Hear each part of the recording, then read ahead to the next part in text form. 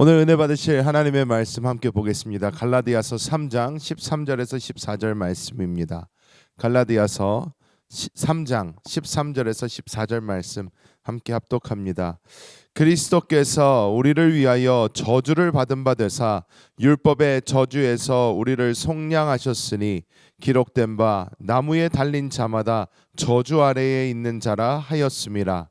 이는 그리스도 예수 안에서 아브라함의 복이 이방인에게 미치게 하고 또 우리로 하여금 믿음으로 말미암아 성령의 약속을 받게 하려 함이라. 아멘. 우리는 그리스도 예수 안에서 굉장한 은혜를 받은 사람들입니다. 많은 사람들이 이 지구에 존재하고 또 태어나고 죽고를 반복하지만 그 많은 사람들 중에 하나님께서는 특별히 우리에게 그리스도 예수를 믿을 수 있는 그 은혜를 주셨습니다. 정말 믿고 싶어도 믿어지지 않아 믿지 못하는 사람도 있고 또 기회가 없어서 또 복음을 듣지 못해서 여러 가지 이유로 주님께 나오지 못하는 그런 사람들이 있는데 그중 하나님께서는 우리를 특별히 사랑하사 우리에게 그리스도 예수의 복음을 허락해 주셨습니다. 이 예수님께서 우리에게 주신 이 모든 것은 우리가 상상할 수도 없는 하나님의 놀라운 사랑이자 은혜입니다. 이것이 오늘 말씀을 통해서 이렇게 설명이 되는데 이 말씀이 우리에게 주신 그 놀라운 은혜 우리가 함께 살펴보도록 하겠습니다. 첫 번째로 오늘 본문 13절에서 그리스도께서 우리를 위하여 저주를 받은 바 되사 율법의 저주에서 우리를 속량하셨다 이렇게 선포합니다. 이 말씀은 어떤 이야기인가?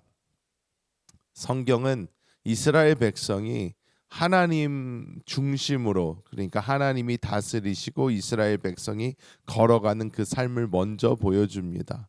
사실 우리가 잘 알듯이 이삭 지나고 야곱 이스라엘이 되어서 12지파가 생기고 하기 이 모든 이 시간 동안에는 사실 율법이라는 게 없었습니다. 율법은 모세가 이집트로부터 출애굽하면서 시내산에서 받은 것이 바로 율법입니다. 그런데 이 율법이 있기 전에는 율법 자체가 없었기 때문에 그냥 사람들은 하나님의 음성을 들으면서 하나님께서 기뻐하시는 삶을 그냥 살면 됐습니다. 근데 율법이 주어지고 나서는 우리에게 족쇄가 생겼습니다. 어떤 족쇄인가? 바로 율법이라는 족쇄가 생겼습니다. 이것은 족쇄라는 것을 넘어 우리에게 저주가 됩니다. 오늘 이렇게 보면 율법의 저주에서 우리를 속량했다 이렇게 말하고 있습니다. 왜 율법이 저주인가? 우리는 이 율법을 잘 보면 이 율법이라는 것은 모든 것을 지킬 때에 하나님의 의가 나타납니다. 의가 드러납니다. 모든 율법을 다 지켰을 때 하나님은 이러한 분이시다. 거룩한 분이시다. 하나님은 이 모든 것을 거룩해 하시는 분, 내가 이렇게 살아갈 때 하나님께서 기뻐하시는 삶, 하나님의 삶을 살 수 있다. 우리가 볼 수 있습니다. 그런데 많은 사람들이 깨닫게 된 것이 있어요. 무엇인가? 율법을 지켜보려고 했습니다. 하나님이 말씀하신 대로 한번 지켜보려고 했어요. 그런데 지켜보려고 하는 그 삶 자체가 결코 쉽지가 않고 오히려 불가능하다라는 것입니다. 율법을 내가 지킬 수 있을 만큼 지켜라. 하나님은 그러지 않으셨습니다. 모든 것을 다 지켜라입니다. 모든 것을 내가 너에게 명령한 대로 다 지켜라입니다. 그 중에 어기면 어떻게 되나? 심판을 받습니다. 심판을 받게 됩니다. 하나님께서는 그래서 이 율법을 주심과 함께 사람이 이것을 다 지킬 수 없는 것을 아셨기 때문에 성막을 어떻게 만들어야 되는지 보여주시고 성막 또한 같이 율법과 주심으로 사람이 죄를 지었을 때 이 율법을 온전히 지키지 못했을 때에 하나님께 나와 속죄함을 얻는 하나의 이 제도 시스템을 하나님께서는 만들어 주셨습니다. 그런데 너무나 안타까운 사실은 사람이 지킬 수 없음에도 불구하고 사람들은 그것을 지키기 위해서 발버둥 쳤다라는 것입니다. 그런데 하나님께서는 우리를 너무나 사랑하사 그리스도 예수를 우리를 위해서 보내주십니다. 그래서 그리스도께서 우리를 위하여 저주를 받은 바 되사 하십니다. 즉 예수 그리스도께서 우리의 모든 저주를 대신 짊어지시고 이 율법의 저주에 대한 부분도 예수님께서 짊어지시고 대신 십자가를 지심으로 말미암아 우리를 이 모든 것에서 속량하셨다. 대신 값을 지불하셨다라는 그 의미가 됩니다. 우리가 알아야 되는 것은 예수님께서 십자가에서 이루신 그 모든 것을 우리는 복음이라고 부릅니다. 근데 예수님께서 우리에게 해주신 가장 큰 것 중에 하나가 바로 우리가 이 죄된 육신으로 인하여 할 수 없는 그것을 예수님께서는 대신 짊어지시고 예수님께서는 나와 함께 살아라, 내 안에 거해라, 나와 함께 가자. 예수 그리스도께서 우리의 생명이 되어 주셔서 내가 할 수 없는 그것을 이루어 주시는 하나님의 놀라운 역사가 되셨다라는 것을 우리는 깨달아야 될 줄 믿습니다. 예수님께서는 이 모든 것을 이미 이루셨는데 오늘날까지도 많은 성도들이 아직까지 율법 가운데 허덕이면서 힘들어하면서 지냅니다. 많은 유대인들을 요즘 만나보십시오. 당신들은 율법 다 지키지 못하는데 어떻게 그렇게 살아갑니까? 지금 성전이 없기 때문에 제사도 지내지 못하는데 당신들은 그럼 무슨 배짱으로 그렇게 살아갑니까? 이 사람들은 이 사람들만의 또 논리와 이 사람들만의 어떤 변명거리를 만들어냅니다. 그런데 예수 믿는 우리에게 있는 그 변명은 무엇입니까? 변명 따위가 있을 수 없다라는 것입니다.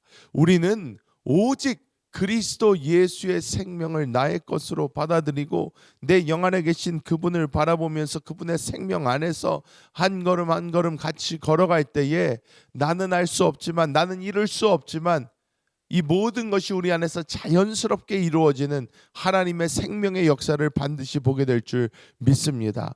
오늘날까지도 이 예수 그리스도의 생명을 모르고 이 생명으로 살려고 하지 않고 단지 말씀 안에 있는 것들을 내가 지켜보려고 발버둥 치는 그 사람들은 예수님의 이 속량의 율법의 저주에 대한 속량을 잊고 살아가는 것입니다.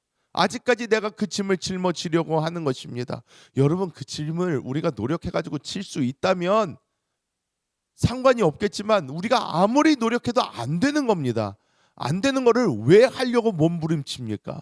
안 되는 것을 왜 우리가 고민하고 있고 안 되는 것을 왜 아직까지 우리가 메고 있어야 합니까?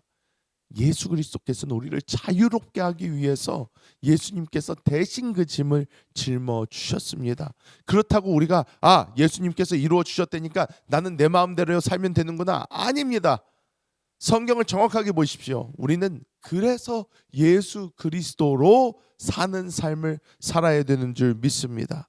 그래서 두 번째로 우리에게 계속 보여주는 것은 14절 상반절에 보면 이 속량, 예수님께서 우리에게 주신 속량의 결과로 아브라함의 복이 이방인에게까지 미치게 되었다라는 것을 정확하게 보여주고 있습니다. 여기서 말하는 이 복이라는 무엇인가? 히브리어로 이 복이라는 단어는 베라카라고 되어 있고 헬라어로는 에올로기아라고 되어 있습니다. 근데 이 두 가지가 가진 그 공통점이 있습니다. 무엇이냐면 우리가 생각할 때 복이란 무엇입니까? 많은 사람들에게 복이 뭐라고 생각합니까? 그러면 뭐 부자가 되는 것이요, 뭐 돈이 많이 있는 것이요. 복이라는 것을 사람들은 굉장히 물질적인 것으로 생각을 합니다.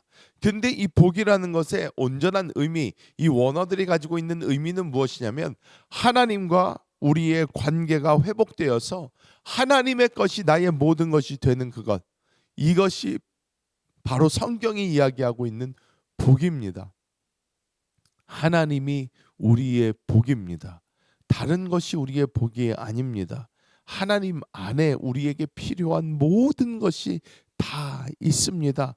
그런데 사람은 죄로 말미암아 저주로 말미암아 하나님께 갈 수가 없었어요. 근데 우리가 그리스도 예수를 믿었을 그때에 우리의 모든 죄가 용서받고 우리는 하나님께 갈 수 있는 길이 열렸다는 것입니다. 그때 우리는 하나님의 자녀가 되고 하나님의 자녀로서 하나님의 모든 것을 받을 수 있는 상속자들이 된 것입니다. 여러분, 우리는 하나님을 우리의 복으로 온전히 볼 수 있는 우리의 시선과 우리의 눈이 있어야 되는 줄 믿습니다. 많은 사람들이 예수를 믿으면서도 예수를 믿는 것에 초점이 이 땅에 맞춰져 있습니다. 이 땅에 맞춰져 있기 때문에 많은 사람들이 신앙에 딜레마가 생깁니다. 예수를 믿는데도 이상하게 믿습니다. 왜냐? 시선이 땅에 가 있기 때문이에요. 내가 생각하는 복이 땅에 있기 때문에 하나님, 내가 하나님을 잘 믿으니까, 내가 교회를 다니니까, 내가 기도도 하고, 내가 뭐 말씀도 있고, 내가 뭔가를 하니까 하나님 당연히 내가 잘 되게 해줘야 되는 거 아닙니까? 여기서 잘 되게 해준다라는 것은 내가 뭐 물질적으로 부족함이 없고, 내가 뭐 건강하고, 이 땅에서 내가 하는 일이 잘 풀리고, 이런 것들을 사람들이 생각을 합니다. 여러분, 그런데 너무나 재밌는 것은요, 이런 초점의 문제는 무엇이냐? 우리의 삶이 여기서 끝난다고 생각하는 거예요. 내가 이 땅에서 사는 80년, 90년, 100년, 요즘에 100세 시대라고 하지만 그 시간 안에 복이 아주 극한되어 있는 것입니다. 국한되어 있는 거예요. 여러분, 이것은 복이 아닙니다. 이것은 우리는 이 땅에서 많이 살아봤자 100년입니다. 근데 우리 사람은 하나님이 영적인 존재로 지으셨고 영원한 존재입니다. 영원한 존재인데 이 영원한 존재가 이 땅에서 기껏해서 있는 점도 안 되는 그 시간에 이 땅에서 복을 바라보면서 이 땅만 바라보다가 죽는다면 하나님의 생각과 너무 많이 다른 것입니다. 우리는 우리의 시선을 이 땅에서 하늘로 옮겨야 됩니다. 하나님께로 우리의 시선을 옮겨야 돼요. 이 땅에서 잠시 잘 되고 잘 먹고 잘 살고 하는 것이 우리의 진정한 복이 아니다라는 것을 깨달을 필요가 있습니다. 여러분, 제가 지난 금요일인가요? 이런 말씀을 드렸습니다. 우리는 이 땅에 살면서 요즘에 뭐 VR 그래가지고 이렇게 머리에 뒤집어 써서 이렇게 눈앞에 새로운 세상이 펼쳐지는 그러한 게임들도 많이 나왔습니다. 근데 사람들이 이 게임들을 하면요, 이 게임 안에서 이 게임의 세상이 있고 이 게임에 돈이 있고 이 게임에 무슨 아이템들이 있습니다. 근데 요즘 사람들, 요즘 아이들 보면요, 그것에 목숨을 걸어요. 그것에 목숨을 걸어서 진짜로 돈을 쓰고 무엇 열심히 그 안에서 게임을 해서 그 게임 안에 돈을 막 법니다. 그리고 그 게임 안에서 좋은 물건을 막 삽니다. 그리고 그것을 놓고 야, 나는 이 게임에서 이런 것이 있고 이런 돈이 있고. 그런데 여러분, 이런 게임을 하지 않는 보통 일반인들이 볼 때 그게 어떻게 보입니까? 참, 쟤는 별 쓸데없는 것에 자기의 인생을 소비하는구나. 아, 저거 게임 딱 끄면 그 순간 끝나버리는데 도대체 뭐 때문에 저기에 목숨을 저렇게 걸고 있는가라는 생각이 들 것입니다. 여러분, 하나님께서도 우리를 똑같이 바라보고 계십니다. 우리는 지금 이 세상은 우리 눈에 잠시 잠깐 보이는 가짜와 같은 어떤 바람과 같은 그런 곳입니다. 우리가 이 땅에서 아무리 열심히 살아가지고 이 땅에서 온갖 좋은 것들을 다 누리면서 산다고 한들 우리의 생명이 똑 하고 끊기는 그 순간 다 놓고 갑니다. 다 놓고 갑니다. 많은 사람이 위안을 할 수 있어요. 나는 그래도 내 이것을 만들어서 내 자식에게 물려주고 가리라. 내가 어떻게 하리라. 여러분, 그게 얼마나 가겠습니까? 그게 얼마나 가겠습니까? 그리고 그것이 그 자녀에게 도움이 된다, 더 잘 될 것이다, 있는 보장이 있습니까? 여러분, 많은 유산을 물려주고 그 다음 세대가 완전히 그것 때문에 망하게 된다면 우리는 어떡하겠습니까? 여러분, 우리가 보아야 되는 것은 하나님께서 우리에게 주신 이 복, 죄에 대한 속량을 주심으로 하나님께서 주신 복은 하나님 그 자신이다. 즉 우리의 눈을 이 땅에서 하나님께로 들고 하나님의 나라를 바라보면서 나아가는 지혜가 우리에게 온전히 필요한 줄 믿습니다. 그래서 본문의 결론이자 핵심, 우리로 하여금 믿음으로 말미암아 성령의 약속을 받게 하려 함이라. 여기에 진짜가 있습니다.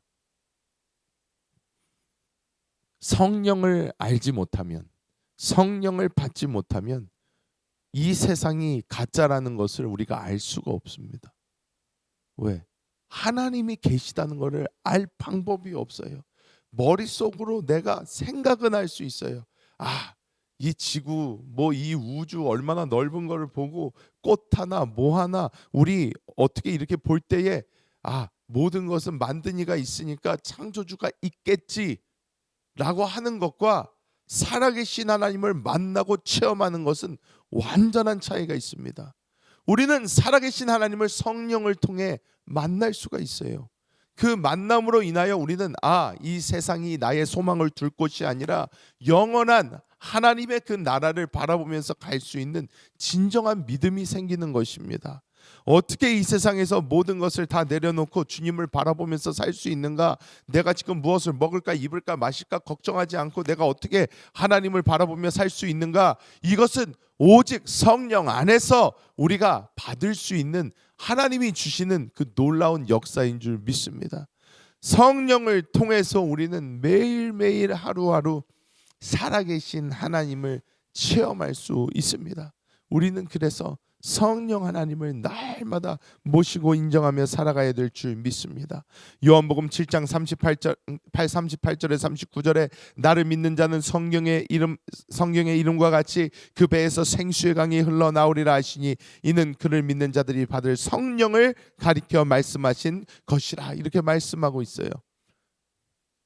성령을 받으면 그 안에서 내가 지금 비록 이 땅에서 다른 사람이 볼 때에 뭐 억만장자 백만장자가 아니더라도 내 배에서 생수의 강이 흘러 나온다는 거예요. 나의 환경에 상관없이, 내가 처해져 있는 처지에 상관없이, 내가 어떠한 삶을 살고 있던지 간에 성령이 주시는 그 놀라운 생수, 목마르지 않음, 내가 갈증, 내 안에 빈 공간, 이것이 사라진다라는 것입니다. 그래서 우리는 계속해서 우리 영 안에 계신 그 주님을 바라보며 살아야 될 줄 믿습니다. 말씀을 맺도록 하겠습니다. 여러분, 갈라디아서의 이 말씀은 우리에게 놀라운 자유를 허락해 줍니다. 오늘날까지도 우리는 옛 사람에 묶여서 죄와 사망에 묶여 있을 필요가 없습니다. 예수 그리스도로 말미암아 진정한 속량이 이루어졌습니다.